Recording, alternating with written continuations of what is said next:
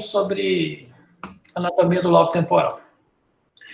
O lobo temporal, a gente começa falando da superfície lateral, que é a superfície que a gente enxerga, vamos dizer assim, na hora que a gente vê a córtex, vê o hemisfério cerebral. Então, seria isso a superfície lateral do cérebro. Aqui a gente tem alguns sulcos que direcionam a gente para poder a gente entender um pouquinho essa anatomia.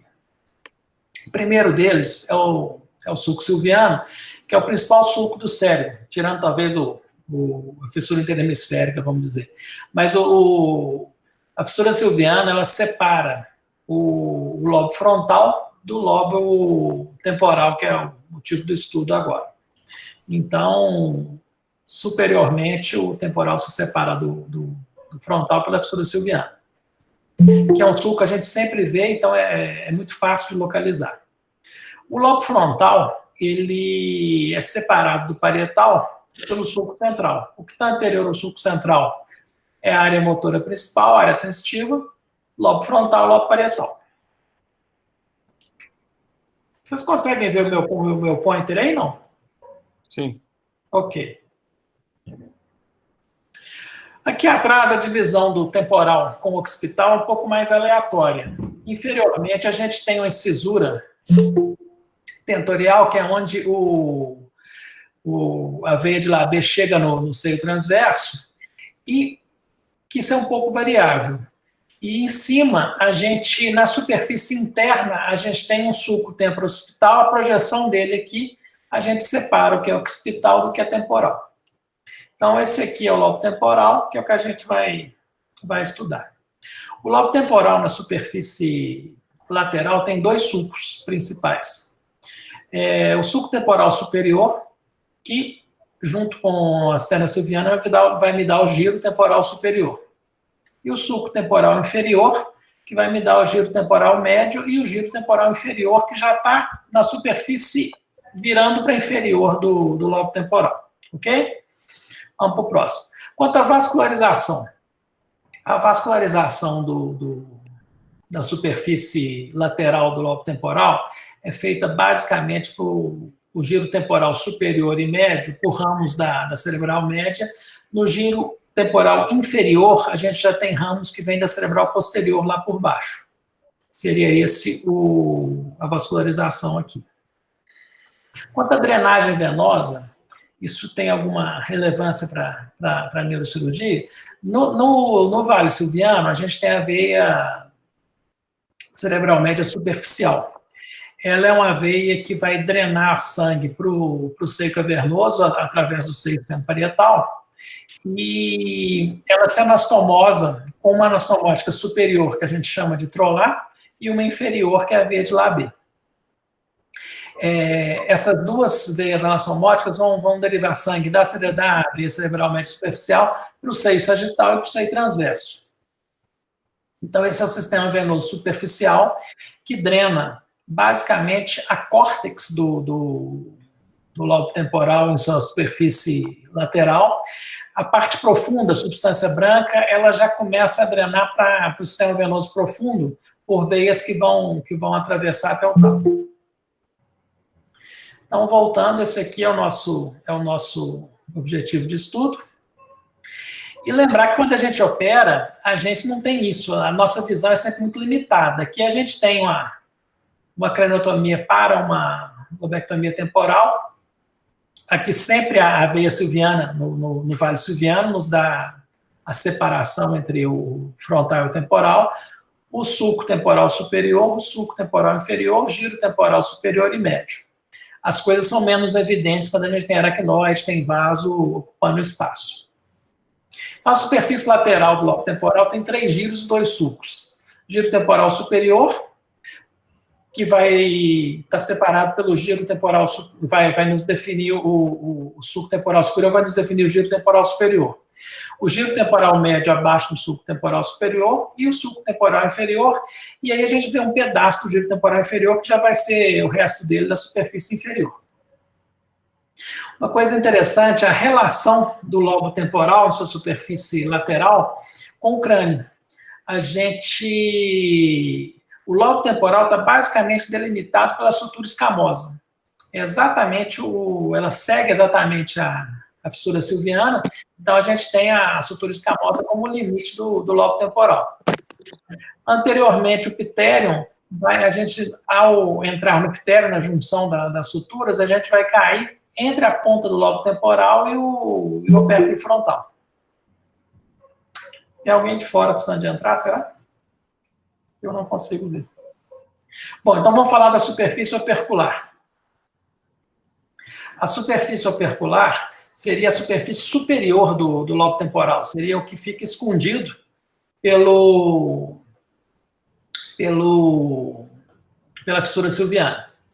Então seria mais ou menos isso. Isso é uma dissecção que a gente fez lá na Rússia de lobo temporal. Lá tem um laboratório fantástico de anatomia. Então o que a gente fez aqui? A gente tirou o opérculo frontal para expor a ínsula. Então a superfície superior do lobo temporal é essa que está escondida aqui. Na hora que a gente virar esse hemisfério, a gente vai conseguir vê-lo. Então aqui a gente fez isso, a gente virou. Aqui a gente prosseguiu já a dissecção, já está vendo hipocampo, isso aqui a gente vai falar mais para frente. O que a gente tem na superfície superior do lobo temporal? A gente tem anteriormente o polo temporal, que seria essa estrutura aqui, e posteriormente a gente tem o polo temporal, o temporal polar, e aqui o plano temporal, aqui o plano polar, aqui o plano temporal. O plano temporal ele tem 3 giros transversos, eles seguem ao contrário do resto dos giros, eles fazem um sentido de lateral para medial. O primeiro deles é o giro transverso de Herschel, que é a área auditiva primária, e o giro, que seria o giro transverso anterior, o médio posterior. O anterior é a área de Herschel. Ele está, então, escondido dentro do opérculo temporal, da superfície superior do lobo temporal. Aqui na frente, então, o que a gente chama de plano polar. O plano polar é feito pelo giro temporal superior, basicamente. E aqui os giros transversos, que seriam o plano temporal. São as duas partes da superfície opercular do lobo temporal. Aqui a gente vendo isso no espécime, já retirando o lobo frontal, retirando o resto do cérebro, a gente pode ver aqui o plano polar. Isso aqui é o giro temporal superior. Este aqui é o giro de Herschel, que seria o giro temporal transverso anterior, o médio e o posterior. Então, plano polar, plano temporal, seriam as estruturas que a gente vê olhando de cima o lobo temporal. Então, seria mais ou menos isso, o plano polar, o plano temporal. E interessante, o giro de Herschel, que é a área auditiva primária. Quanto à vascularização da superfície superior, da superfície opercular do lobo temporal, ela vem basicamente da cerebral média. A M2, a gente relembrando, a M1 é a cerebral média que está no plano cisternal, ele faz a curva, vira M2.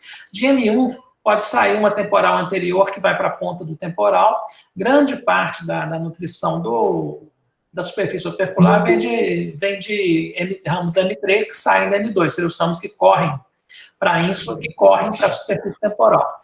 E a M4 seria aqueles ramos da cerebral média que dariam a nutrição da superfície lateral do cérebro. Então, a gente tem um plano polar, um plano temporal e o giro temporal transverso de Herschel. Seria o que a gente tem de interessante na superfície opercular. Agora a gente vai para a superfície inferior. A superfície inferior é mais complicada um pouco, porque ela é muito pouco regular, a gente tem muita variabilidade das estruturas na região. Mas, basicamente, o que a gente tem? A gente tem 2 sulcos principais. O primeiro deles, o sulco occipitotemporal lateral, que vai me separar o giro temporal inferior, na porção dele que ele começa na superfície lateral e desce para a superfície inferior, do giro fusiforme, que é o que está aqui do lado. O giro fusiforme ele também é conhecido como occipitotemporal lateral. As duas denominações são aceitas, mas o giro fusiforme é uma maneira mais comum da gente citar isso aqui. A gente vai falar um pouco mais disso daqui a pouco. O segundo sulco importante é o sulco colateral. Então, o sulco colateral me define o giro fusiforme ou occipitotemporal lateral. E, medial a isso, a gente tem o giro paripocampal. O giro paripocampal também foi chamado antigamente de giro occipitotemporal medial, só que ele realmente não se usa mais. O occipitotemporal lateral você ainda vê em algum lugar, mas atualmente a gente usa mais fusiforme. E tem um detalhe: o sulco colateral, a porção anterior dele, essa porção mais anterior, que separa o polo temporal do giro paripocampal, a gente chama de sulco rinal. É uma continuação do sulco lateral lá em cima, mas ele tem um nome específico, é o sulco rinal. Então, aqui a gente tem o giro paripocampal, o uncus, que é uma projeção do giro paripocampal em direção à linha média. E o uncus é uma estrutura interessante. Essa impressão aqui é a impressão do tentório sobre o uncus. A gente vê uma marca aqui. O uncus ele se projeta sobre o terceiro nervo que está aqui, e quando a gente tem uma herniação nessa região através do tentório, a gente tem uma midríase, que seria a demonstração dessa herniação.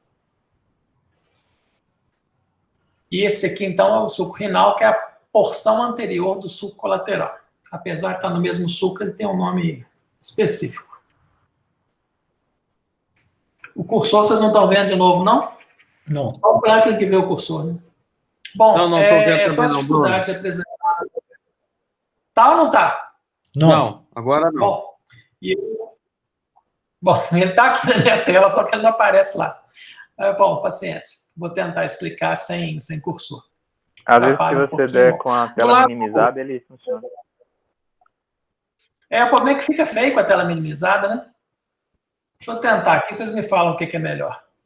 Talvez é melhor, viu, Bruno? Assim tá com a tela minimizada. Serve para vocês? Eu acho que é melhor, estamos vendo o cursor.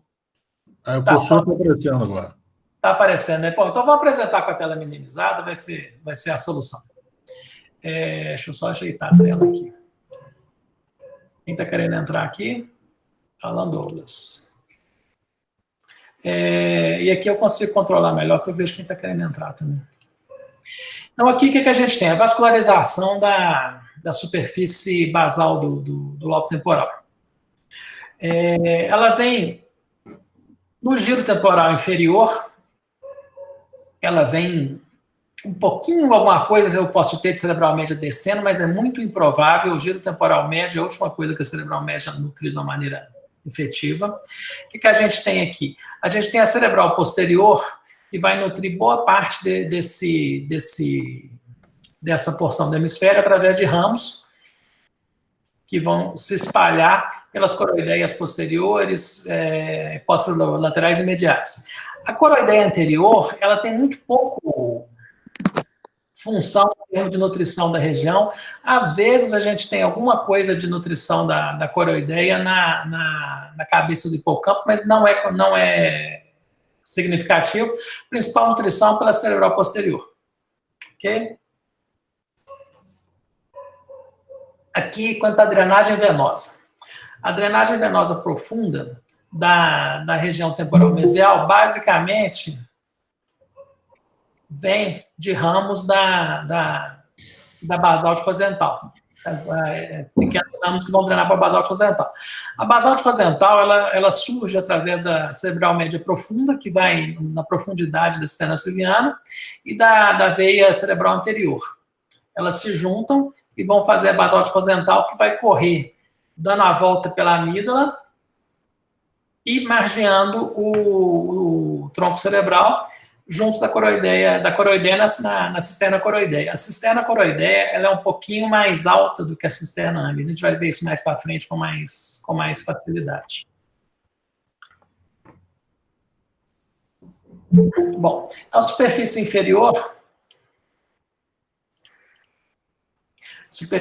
vai ter 2 sulcos e 3 giros.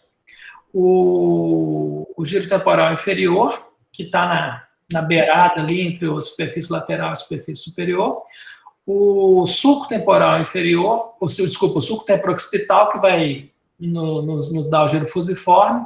Do outro lado dele, medial a ele, o sulco colateral e renal, que vai dar o giro paripocampal e uncus. Vamos seguir aqui.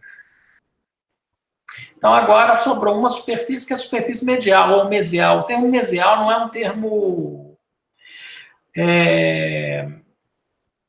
português, não. O Guzmão briga muito por causa disso. O transpondo tem que ser medial, que mesial é inglês. Mas, de qualquer maneira, a gente começa isso com mesial. Aqui eu vou ter que colocar na apresentação de novo, porque aqui vai precisar. Tem os números que vão ajudar a gente. Então, aqui tem uma visão da superfície medial do lobo temporal. Como que a gente fez isso? A gente separou o encéfalo na fissura interhemisférica, cortou. Então, eu estou vendo a metade do cérebro de dentro para fora. O que a gente tem, então? Aqui no 10, 11, a gente tem o giro parahipocampal. O giro parahipocampal, ele faz um círculo. O 12 é o giro parahipocampal, no que a gente chama de área entorrinal. Isso vem da nomenclatura antiga, de um corte do rinencéfalo que não existe, mas ainda mantém esse nome. Ele faz a curva e vai virar uncus na parte curvada do giro parahipocampal. A gente vai ver isso com mais detalhe aqui agora. Então, esse aqui é o sulco colateral, a porção anterior dele chama sulco renal. O sulco renal está separando o polo temporal, ao passo que a parte mais posterior, que a gente chama de sulco colateral, está separando o giro parahipocampal do giro fusiforme. Aí a gente tem um outro sulco aqui, que chama sulco semilunar. O sulco semilunar, ele, na verdade, não é um sulco verdadeiro, ele é uma impressão de passagem da coroideia anterior. A coroideia anterior corre nesse sulco, fazendo essa impressão no uncus. Aqui o sulco do uncus. Aqui não é um sulco, é a impressão que a borda do tentório faz sobre o uncus. Nessa região, a gente tem a borda da tenda fazendo a impressão aí. Quer dizer, eu estou vendo a estrutura mesial do medial para lateral. Esse outro sulco que a gente tem ali é o sulco superficial do hipocampo, ele é pequenininho, fininho. E aí, o que a gente tem, então? Isso aqui é o giro parahipocampal, é um giro grande. Ele, nessa porção aqui de número 12, ele é a área entorrinal que a gente chama. Esse aqui é o giro ambiental. O giro ambiental tem relação direta com a cisterna ambis, ele está logo acima da borda do tentório, a cisterna ambis. Aqui é o giro uncinado. Aqui é a banda de Giacomini. A banda de Giacomini é uma banda de substância cinzenta vertical. O que está, essa pontinha lateral, ela é o ápice do uncus. E aqui em cima é o giro semilunar, que é limitado pelo sulco semilunar, que é a passagem da artéria coroideia. O 21 ali é a fímbria do hipocampo e o 18 o giro denteado. A gente está vendo a porção mais lateral do hipocampo aqui só, porque o resto fica coberto pelo uncus. Então, nessa visão, a gente tem o uncus tampando a nossa visão do hipocampo. Isso aqui é uma visão mais aproximada disso. Então, o que a gente tem? No 14 ali, a gente começa o giro parahipocampal, que vem no 12, o 11 ali é a impressão do tentório no giro parahipocampal, o 13 é o sulco renal, que é a continuação do sulco colateral. O 10 é o giro ambiental, que está logo acima da impressão do tentório. O 6 é o sulco uncal. O 9 é o sulco semilunar, onde passa a artéria coroideia. O 8 é o giro semilunar, onde que é limitado pela artéria coroideia embaixo. E o 7 é o que a gente chama de área endorrinal, não entorrinal, mas endorrinal, que faz o giro piriforme junto com o giro semilunar. O 3 é a fímbria, o 2 é o ápice do uncus e o 1 é a banda de Giacomini, com essas duas setinhas mostrando o sulco superficial do uncus. Desculpa, do hipocampo. Aqui a gente tem uma visão um pouco mais inferior para a gente poder entender alguns detalhes só. O 7 é a via óptica. O que a gente fala via óptica ou trato óptico? A gente tem até o quiasma, a gente tem o nervo óptico, depois a gente tem o trato óptico, ou via óptica. Logo à frente, o número 1 ali é a substância perfurada, onde a coroideia vai deixar ramos. O A é o ápice do uncus, a ponta do uncus ali, com o 14 sendo o giro parahipocampal. A gente tem uma noção inferior da região. O 12 é o oculomotor, que vai estar cortado aqui, mas ele teria relação direta com a ponta, com o ápice do músculo. Aqui a vascularização da região de novo, que eu já tinha falado, a questão da vascularização vem basicamente da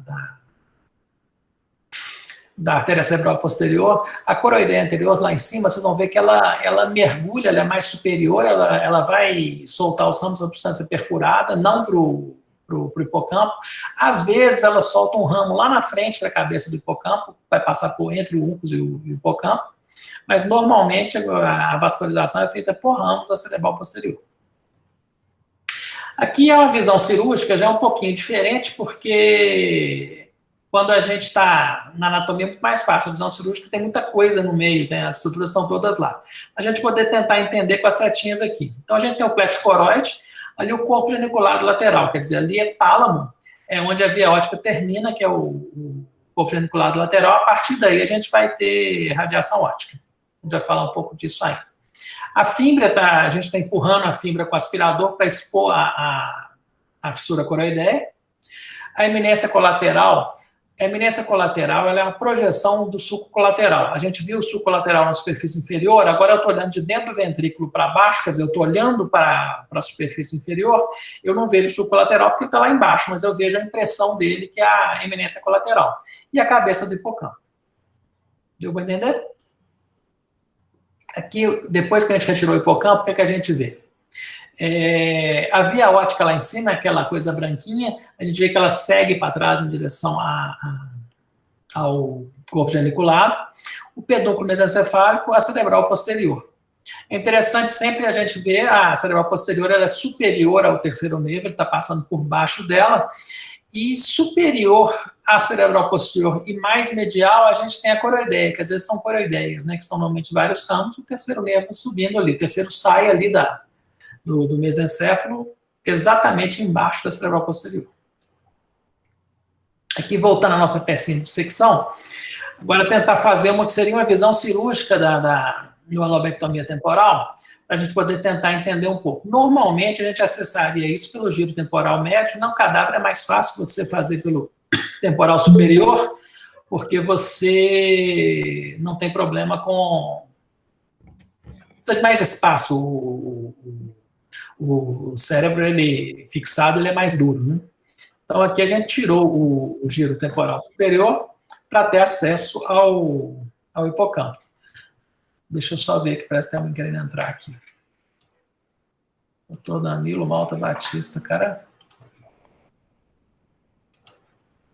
Bom, vamos lá. Aqui a gente começa, então, a expor para poder ter uma visão do hipocampo. Normalmente, a gente vai chegar ao hipocampo a partir da córtex mais ou menos 3 centímetros. Lembrando que se eu for muito anterior, eu vou te voltar o cursor aqui para a gente poder ver isso melhor. Se eu for muito anterior, é o Marquinhos chegando. Se eu for muito anterior, eu não vou chegar no hipocampo, eu vou chegar no polo temporal. Eu preciso ir pelo menos a 3,5 centímetros da ponta do temporal, porque se eu entrar muito para frente, eu não vou chegar em lugar nenhum. Então, o nosso acesso é cerca de 3,5 centímetros da ponta do temporal, e a gente vai chegar na profundidade de mais ou menos 3 centímetros. Vou voltar para a apresentação normal aqui. Então, aqui a gente abriu um pouquinho mais. Aqui, meio destruído, aqui está o giro de Heschel, o giro temporais transverso. Aqui a ponta do temporal. Esqueci que eu estou sem a setinha, deixa eu voltar para ela. Aqui a ponta do temporal. É que a gente começa a ver o hipocampo. Isso aqui é a cabeça do hipocampo. A cabeça do hipocampo, ela tem umas digitações que fazem os pés do hipocampo, então a gente vê esse formato muito específico da cabeça do hipocampo. O próximo aqui. Aqui, vendo mais de perto ainda, aqui tem uma coisa interessante, que é o seguinte. Espera aí que eu fiz bobagem aqui. Vou voltar aqui.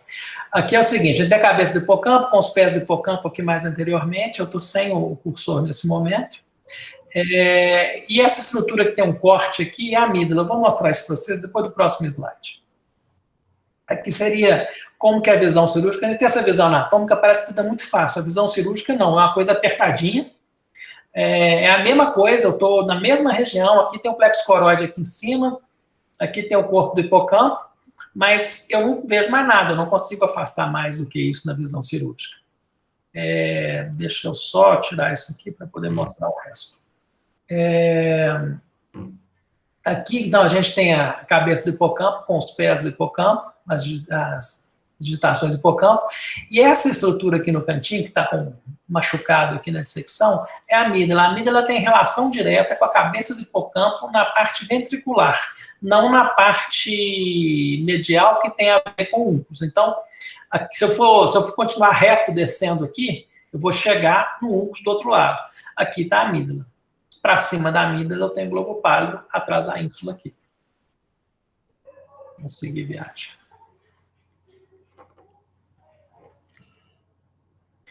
Aqui, continuando a dissecção, o que a gente tem de interessante aqui? A gente tem a cabeça do hipocampo, a gente tem o corpo do hipocampo e tem a fímbria aqui fazendo a curva. O que é isso aqui embaixo? Isso aqui é o que a gente chama de eminência colateral, que é a projeção do sulco colateral. Quer dizer, aqui embaixo, na superfície medial, tem o sulco colateral, como ele vai para dentro, eu crio uma coisinha gordinha que é a eminência colateral. Aqui é a ponta do temporal e aqui é a amígdala.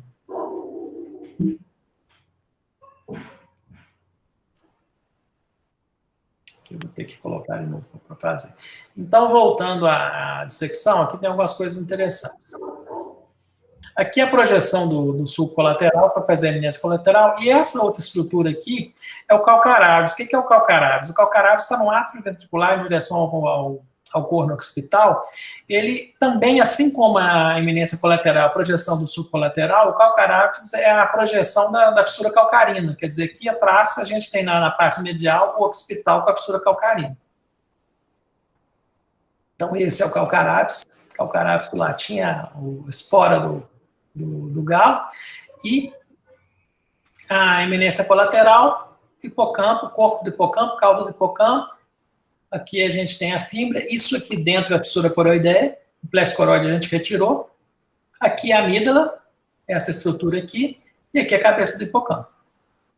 Aqui eu fiz uma aproximação, então a gente tem a cabeça do hipocampo aqui, a amígdala que eu machuquei aqui, não ficou bonito por causa disso, isso aqui é a amígdala.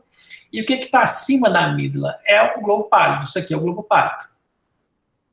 A gente tirou a ínsula aqui, então a gente está vendo o globo pálido aqui atrás. Na cirurgia, o que a gente tem? Aqui fica o plexo coroide, aqui fica a bifurcação da cerebral média. Se eu traço essa linha, é a linha limite minha de ressecção, porque se eu for para cima disso, eu não vou estar mais na amígdala, vou estar no globo pálido. Não existe uma separação entre a amígdala e globo pálido, é uma estrutura contínua. Então, eu tenho que me ater a essa linha aqui. O problema dessa linha é que é muito difícil durante a cirurgia você localizar tão bem essa linha. Então, uma outra reparo anatômico muito importante, a gente vai aspirando isso aqui, a gente vai chegar na via óptica. A via óptica passa exatamente aqui atrás, no limite do globo pálido com a amígdala. Então, se eu não passar da via óptica, eu não vou aspirar a amígdala. Não vou aspirar globo pálido, desculpa. Deixa eu só voltar aqui por mais um para dentro que apareceu aqui. Bom, aqui é um corte, esse é do livro do Vernoy, que é um livro fantástico do hipocampo, que a gente vê um pouquinho as estruturas num corte anatômico. Aqui é na junção tálamo-mesencéfalo, a gente vê a quiasma óptico, nervo óptico, o trato óptico virando aqui, para chegar no corpo geniculado lateral. Aqui a gente tem o hipocampo no 1, no 2 é a eminência colateral, como a gente tinha visto no espécime. Aqui em cima é a amígdala. A amígdala está engarrada aqui em cima. Aqui um pouquinho mais baixo eu saí, então assim, o meu corte agora é mesencéfalo, não é mais tálamo. E eu não vejo mais a via óptica, o que eu estou vendo aqui agora é a bifurcação da basilar cerebral posterior. Então, isso aqui é cisterna ana e cisterna crural. Eu estou, então, um pouquinho mais inferior. Aqui, o que eu tenho? Essa região toda aqui é o uncus. Aqui você vê por que ele chama giro semilunar, uma estrutura que faz esse aspecto. E a coroideia está aqui, saindo da carótida lá, passando no sulco semilunar. Medial a isso eu tenho o ápice do uncus, que tem relação com o terceiro nervo que está saindo ali. Aqui é a tal da área endorrinal e aqui o córtex entorrinal. Próximo. Então, isso aqui na ressonância, é só colocar aqui que vai ficar mais fácil. Aqui tem as setinhas, facilita. Isso aqui é um corte de ressonância no paciente da epilepsia nosso. O que a gente vê aqui? Lá em cima, a cápsula interna, se a gente pegou um corte que atravessa ela, o uncus, a cabeça do hipocampo, o corpo do hipocampo e o giro parahipocampal. O giro parahipocampal faz a curva, chega no uncus, aquele sulco do uncus, a gente vê só a bolinha ali do sulco do uncus, o corpo do hipocampo e a cauda do hipocampo. Se a gente vai um pouquinho mais para a lateral, o que a gente vê agora? A gente estava muito medial, quase na linha média. A gente saiu para a lateral, aí a gente vê a amígdala. A amígdala é conectada à cabeça do hipocampo, mas lateralmente ao uncus. A gente vê um restinho de núcleo lentiforme ali, o giro parahipocampal, o corpo do hipocampo, cabeça do hipocampo e a amígdala e o globo pálido. O globo pálido, ele não fica bem definido ali, mas a gente vê um pouquinho dele ali. Agora, num corte coronal, MR, que a gente tem a visão anatômica boa, vamos ver as estruturas também. Então, vamos lá. O globo pálido aqui fica mais fácil para a gente entendê-lo.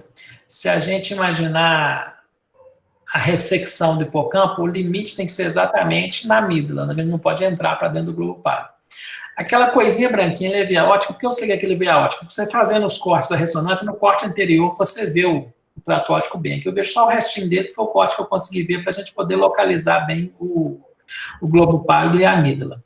A cabeça do hipocampo, com as digitações do hipocampo, os pés do hipocampo. Aqui agora num corte axial, o que a gente vai conseguir ver? A gente vê a amígdala, o hipocampo, aquela estrutura branquinha ali, a via óptica descendo em direção ao corpo funicular lateral, e atrás o aqueduto. Só voltar nesse anterior aqui um pouquinho, para a gente poder ver uma coisa com o cursor. O limite da cirurgia da epilepsia é isso aqui, a gente tem que cortar aqui, para o globo pálido ficar e a amígdala sair. Para isso eu uso isso aqui, que é a via óptica. Se eu estiver abaixo da via óptica, eu não pego o globo pálido. A gente opera por aqui, pelo ventrículo lateral. Então, ao tirar a cabeça do hipocampo, a gente localiza a via óptica para ter o limite correto da região. Então, vamos voltar. Essa aqui a gente já viu. Próximo. Aqui, então, a gente vendo nesse corte aqui, é igual aquele primeiro corte anatômico do Vernois, isso aqui é a junção, você vê que não é mais mesencéfalo, o mesencéfalo está com formato esquisito, que é a junção do mesencéfalo com o tálamo. Aqui é o hipocampo visto num corte com maior aumento, para a gente entender o que é hipocampo. O hipocampo são duas estruturas, isso aqui é o hipocampo, isso aqui é o giro denteado. Então, na verdade, o giro denteado, ele está enganchado no hipocampo. A gente tem uma estrutura por cima da outra. Deixa eu voltar aqui para mim. Tirar isso aqui. Então, vamos entender isso aqui. O 15 aqui é o subículo. O que é subículo? O subículo é a porção do giro parahipocampal que vai dar início ao hipocampo. O giro parahipocampal, ele dá início ao uncus como dá início ao hipocampo. Então, o subículo é um pedaço do giro parahipocampal que vai fazer a curva. Aí a gente tem as subcamadas do hipocampo, que é CA1, CA2, CA3, CA4. Normalmente, na epilepsia, a gente tem uma atrofia que predomina CA1, CA4. Aqui é um pedacinho da cabeça do caudado, aqui no 17. Aqui atrás é a fímbria. Aqui é aquele sulco superficial do hipocampo. E aqui o giro denteado começando a aparecer. Ele está aqui, a porção do giro denteado que fica exposta para a gente, isso aqui é o ventrículo lateral, a porção que fica exposta está embaixo da fímbria, o comecinho do giro denteado que faz esse aspecto. Então é como se fosse duas mãos enganchadas, o hipocampo e o giro denteado. Isso às vezes é difícil de entender, né? anatomia. Espera aí que tem um querendo entrar aqui.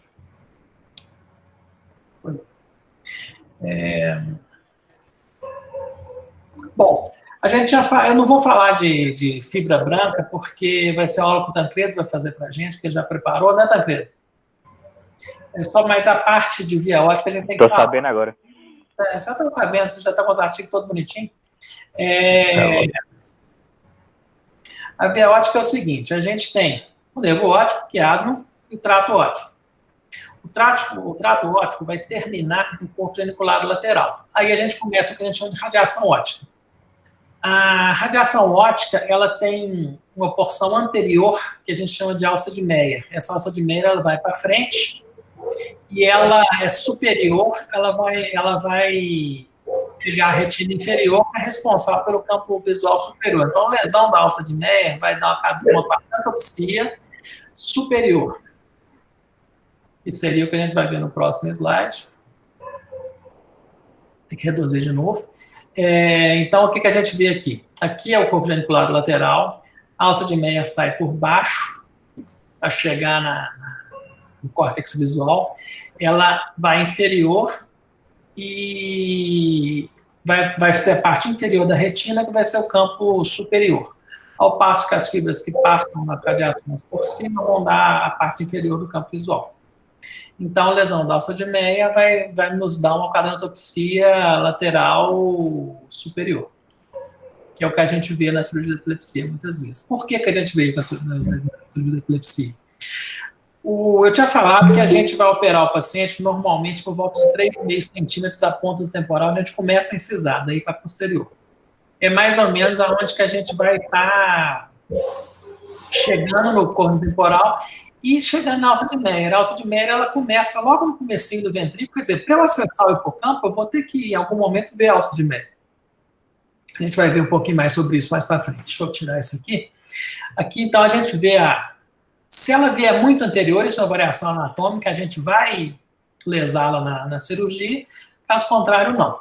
Aqui uma tratografia, o problema da tratografia, que é o que o Tancredo estava nos falando esses dias, ela tem uma resolução espacial ainda muito ruim, tem muito falso positivo da tratografia por causa dos fascículos que correm dentro da substância branca do lobo temporal, que confundem um pouco. Então, a gente ainda não tem uma tratografia para a gente poder falar assim, olha, isso aqui é a alça de Meyer, então eu vou poder precisar para trás. Ainda não dá para navegar com tratografia com segurança, não. Aqui uma dissecção, ficou bonita para danar, né? Mostrando o trato óptico chegando no corpo geniculado e a saída da radiação óptica. Aí a gente vê que até no mesmo cadáver, do lado esquerdo aqui, a radiação óptica vai lá na frente, a alça de Meyer é extremamente anterior. Ao passo que do lado direito ela está cá atrás. Então, assim, cada espécime tem um jeito, é difícil de a gente conseguir acertar isso. E por que a gente não lesa sempre a radiação óptica na cirurgia da epilepsia? Por causa disso. A radiação óptica, normalmente, você faz aqui no corte coronal, ela está mais superior. Isso é importante porque como é que é nosso acesso à epilepsia? Na cirurgia da epilepsia, eu vou entrar normalmente, pelo acesso que a gente chama mais, pelo giro temporal médio. O caminho é esse aqui, ó. Vou mais um para dentro aqui. Pelo giro temporal médio. Para chegar no ventrículo. Então, a chance de eu lesar a radiação óptica é menor. Ao passo que, se eu entrar transilviano, que é um outro acesso para a epilepsia, a chance de eu lesar a radiação óptica é muito maior, porque eu vou ter que atravessar a radiação óptica para chegar. Então, o acesso que a gente usa comumente, que é o acesso transtemporal, a chance de lesão é um pouco menor. Mas se eu tiver a variação anatômica que ela está muito para baixo, não tem jeito, né? É o seguinte aqui é um outro detalhe da radiação óptica. A alça de Meyer, ela é mais superior. Então, quanto menos aquele 1 ali é o acesso transilviano, quer dizer, eu atravesso a radiação óptica se ela estiver mais anterior. Ao passo que se eu entro pelo lobo temporal médio, eu tenho menos chance, porque eu estou entrando por baixo e não por cima da radiação óptica. Aqui, lembrando, né, isso aqui é o que a gente vê não vê radiação óptica, a gente não vê nada, isso aqui é cortezinho de uma fotocirurgia, a gente vê o hipocampo, a substância branca que está acima, a gente não consegue, a radiação óptica não é visível, então a gente não tem nenhuma noção se lesa isso ou não lesa isso. Ok, foi isso.